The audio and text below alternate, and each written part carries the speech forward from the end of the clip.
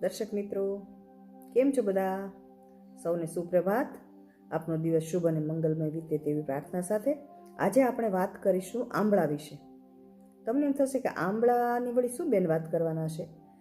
આંબળાની તો અમને ખબર છે, અમે અત્યારે શિયાળો છે તો આંબળા તો ખાઈએ જ છીએ, પણ મારે વાત કરવી છે આંબળાની ધાર્મિક મહત્વની. એ પહેલાં ગણપતિને પ્રણામ કરી લઈએ.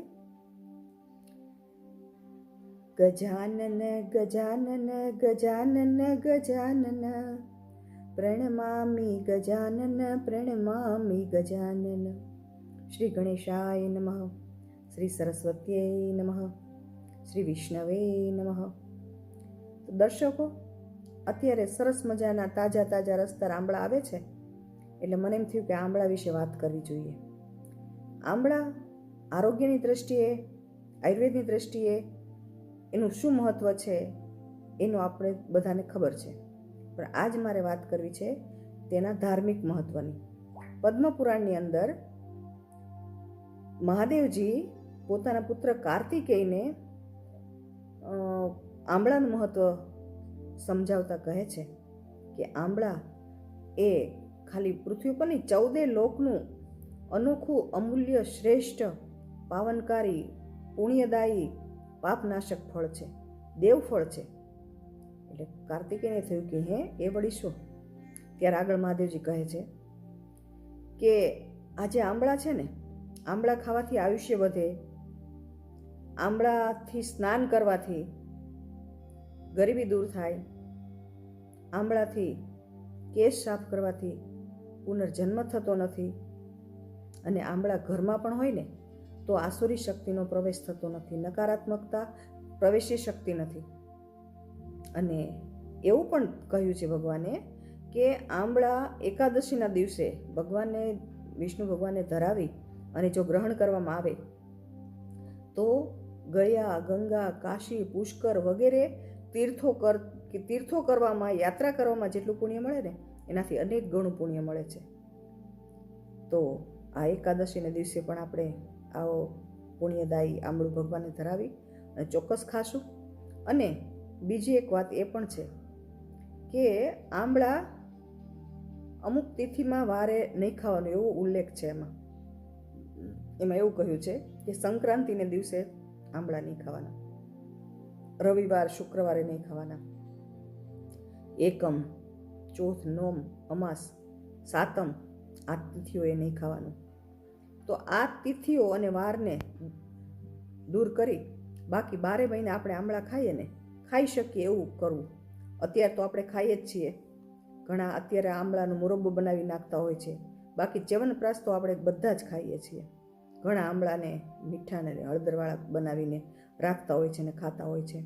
બાળકોને ભાવે એવું કરીને પણ મા બાપ ખવડાવતા હોય છે.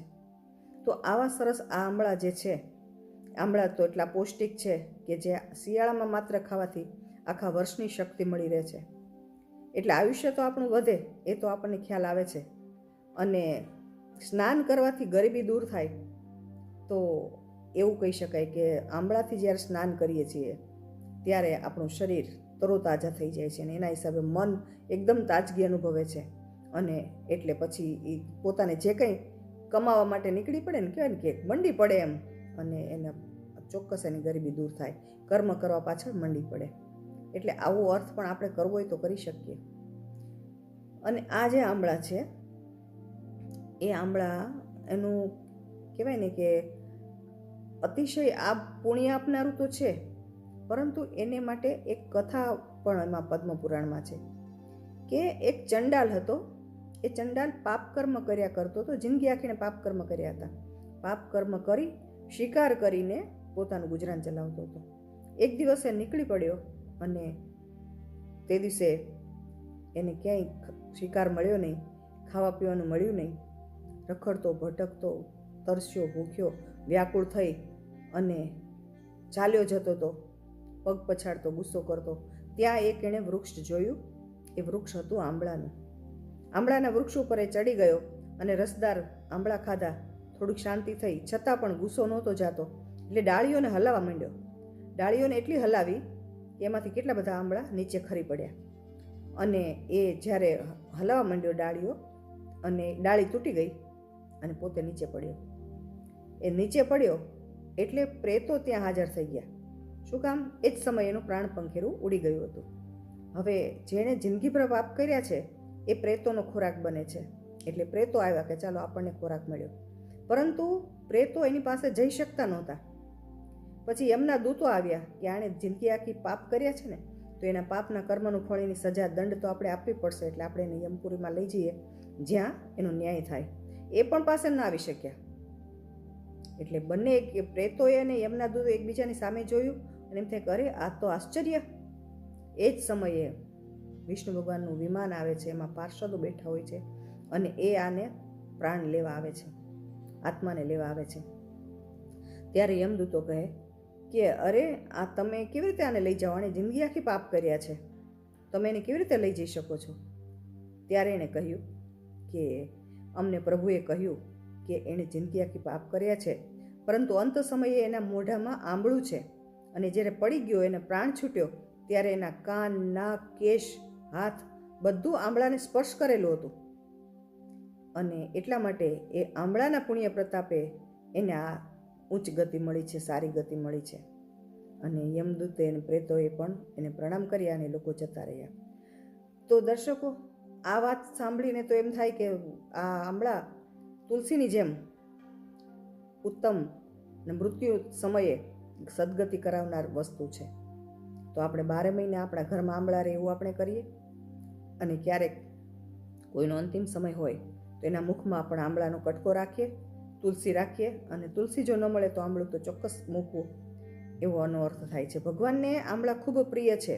એટલા પ્રિય છે કે જે આંબળા ખાય છે ભગવાન વિષ્ણુ ભગવાન તેને સન્માનિત કરે છે. એટલે એટલો બધો એને પ્રેમ કરે છે. તો આ આંબળા જે છે એ આપણે ચોક્કસ ખાઈશું. અને ખાસ તો આંબળાને આપણે 12 મહિના સાચવીએ અને રોજ ખાઈએ, જેથી આપણા ઘરમાં પણ નકારાત્મકતા, આસુરી શક્તિઓ ન પ્રવેશે. તો આ આંબળાની આવી સરસ વાત સાંભળી અને આપણે આજે વિષ્ણુ ભગવાનને સમર્પિત આ ઉપક્રમ કરી વિષ્ણુ ભગવાનની પ્રાર્થના કરીએ. શાંતાકાર્યમ ભુજગશયનમ પદ્મનાભમ સુરેશમ વિશ્વાધારમ ગગન સદૃશમ મેઘવર્ણમ શુભાંગમ લક્ષ્મીકાંતમ કમલનયનમ યોગીભિર્ધ્યાનગમ્યમ વંદે વિષ્ણું ભવભયહરમ સર્વલોકૈકનાથમ. શ્રી વિષ્ણુ ભગવાનના ચરણોમાં આપણી વાત આપણે અર્પિત કરી અને આવતીકાલે નવી વાત સાથે, નવા વિષય સાથે ફરીવાર મળીશું. ત્યાં સુધી સૌને જાજાથી જય શ્રી કૃષ્ણ. સૌનું કલ્યાણ હજો. શુભમ ભવતુ કલ્યાણમસ્તુ.